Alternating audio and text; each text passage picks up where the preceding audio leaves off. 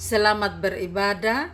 Renungan firman Tuhan pada hari Minggu tanggal 8 Februari 2026, Mazmur 112 ayat 1 sampai 10, khususnya ayat 1 dan 2. Haleluya, berbahagialah orang yang takut akan Tuhan, yang sangat suka kepada perintah-perintahnya. Anak cucunya akan perkasa di bumi, keturunan orang benar akan diberkati. Tema warisan yang tak lekang oleh waktu. Mazmur 112 menghubungkan antara sikap hati di hadapan Tuhan dengan dampaknya bagi masa depan keluarga. Pemazmur memulai dengan kata haleluya, pujilah Tuhan. Ini menunjukkan bahwa apa yang akan disampaikan adalah sebuah kebenaran yang patut disyukuri. Kunci kebahagiaan takut akan Tuhan ini bukan ketakutan seorang hamba kepada majikan yang kejam, melainkan rasa hormat seorang anak kepada bapa yang dikasihinya. Takut akan Tuhan berarti kita lebih takut mengecewakan hati Tuhan daripada takut kehilangan keuntungan duniawi.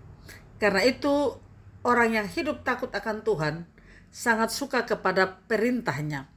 Kata sangat suka menunjukkan gairah. Kita tidak menaati Tuhan karena terpaksa atau takut dihukum, tapi karena kita sadar bahwa perintahnya adalah desain terbaik bagi hidup kita. Sehingga perintah Tuhan kita akan pedomani dengan membaca Alkitab. Membaca Alkitab bukan sebagai beban, tetapi sebagai surat cinta yang memberi kekuatan kepada kita, yang pada akhirnya membawa dampak yang melampaui diri kita sendiri. Anak cucunya akan perkasa di bumi.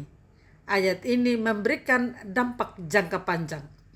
Ketaatan kita hari ini bukan hanya untuk kenyamanan kita pribadi, melainkan sedang membangun jalan tol, mempersiapkan masa depan bagi anak cucu kita, supaya menciptakan generasi orang yang takut akan Tuhan, yang menghasilkan anak-anak memiliki karakter kuat, tangguh mentalnya, dan berpengaruh positif di lingkungannya.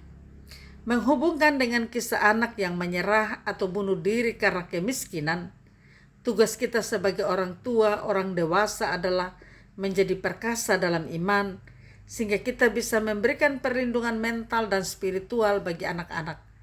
Anak yang memiliki orang tua yang takut akan Tuhan harusnya merasa aman karena mereka tahu orang tuanya bersandar pada Tuhan yang tidak terbatas. Orang tuanya mengandalkan Tuhan. Keturunan orang benar akan diberkati. Diberkati di sini bukan berarti bebas dari masalah, tapi memiliki penyertaan Tuhan di tengah masalah, di tengah pergumulan hidup. Harta bisa habis, pena bisa hilang, sekolah bisa sulit. Namun jika kita mewariskan nilai-nilai kebenaran kepada keturunan kita, itu adalah modal yang jauh lebih mahal daripada uang sekolah. Jangan hanya sibuk bekerja demi meninggalkan warisan materi atau uang atau harta, sampai lupa meninggalkan warisan karakter, iman, hidup takut akan Tuhan. Anak yang melihat orang tuanya tetap memuji Tuhan di masa sulit akan belajar menjadi perkasa saat ia sendiri menghadapi kesulitan. Pertanyaan perenungan buat kita, apakah hari ini kita lebih takut pada pandangan orang lain atau takut akan Tuhan? Kebahagiaan sejati dimulai saat Tuhan jadi prioritas utama kita. Luangkan waktu untuk menanamkan firman Tuhan pada anak-anak atau generasi muda di sekitar kita. Berilah mereka pena harapan melalui pengajaran iman, agar mereka tidak mudah menyerah pada keadaan ekonomi. Jika kita merasa sebagai orang benar, mari kita pastikan keturunan orang lain di sekitar kita juga merasakan berkat Tuhan melalui tangan kita.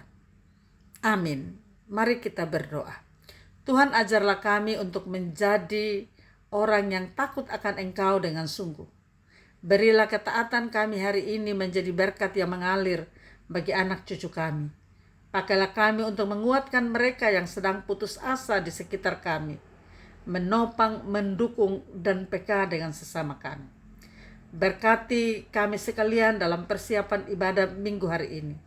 Berkati semua hamba Tuhan yang melayani dan memberitakan kabar sukacita.